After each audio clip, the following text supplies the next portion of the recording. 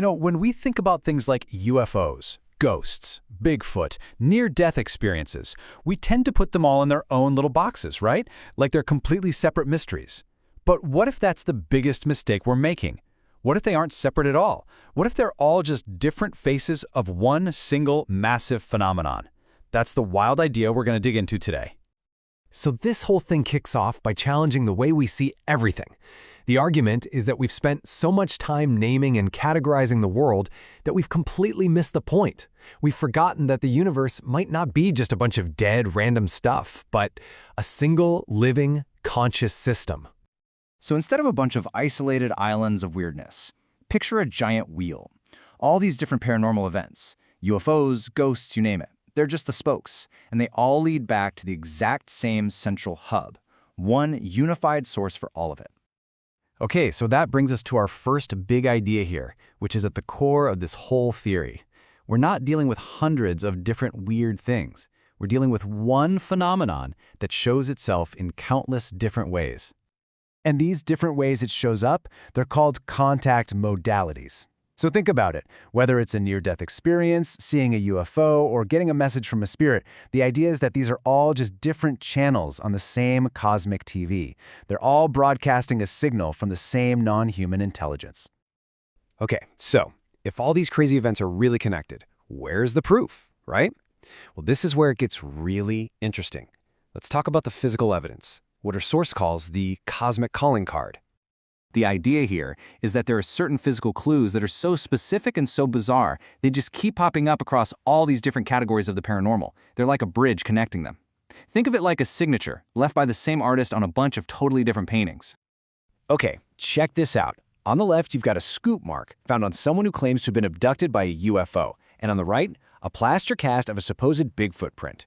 The argument here is that these aren't two separate mysteries, they're both physical traces left by the same phenomenon, almost like it wants us to see the connection. And the weirdness just keeps going. This pattern of bizarre stuff happening with people's clothes shows up constantly in abduction stories. I mean, it sounds almost silly, right? Like a prank. But the fact that it's reported over and over and over suggests there might be a message there, a deliberate act of high strangeness designed to just shatter our sense of what's real. And that strangeness leads us to another key crossover phenomenon, apperts. Basically, these are physical objects that just appear out of nowhere. And we're not just talking about old-timey seances. These things are reported in modern UFO encounters and poltergeist cases, too. It's another one of those powerful links. And look, this isn't just some old folklore. This is an account from the sixth man to walk on the moon, Dr. Edgar Mitchell. His own tie clasp, a very specific personal item, lost for years, suddenly shows up hundreds of miles away. It's an apport that served as undeniable personal proof that something was messing with his reality. And these apports aren't always random objects. Sometimes, like these intricately shaped stones, they seem to be manufactured, like little gifts or messages, physical artifacts delivered from another dimension right into our reality. So this strange physical evidence is one thing, but what happens when the phenomenon itself decides to stick around? So what happens when the phenomenon doesn't just leave a calling card and vanish? What happens when it follows you home? Let's get into what researchers call paranormal contamination zones. Well, there is a name for that. It's called the hitchhiker effect. And it's exactly what it sounds like. The idea that contact with this phenomenon can be contagious. You go to a place with a lot of weird activity or have some kind of intense encounter and bang, the weirdness suddenly becomes a part of your daily life.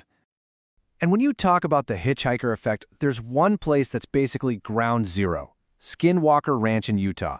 For decades, this place has been a living laboratory for this effect, where the phenomenon seems to latch on to almost everyone who dares to investigate it. The stories from this ranch are legendary. We're not just talking about lights in the sky.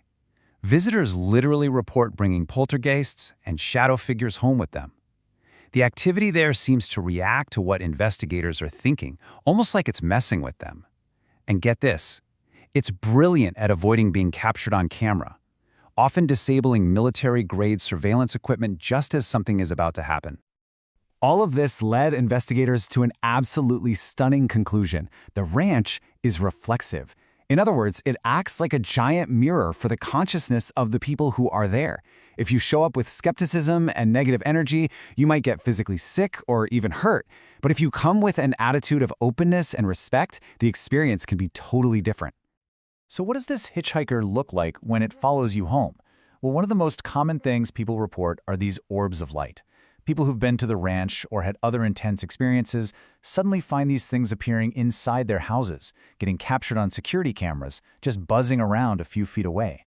And sometimes the manifestations get even more dramatic.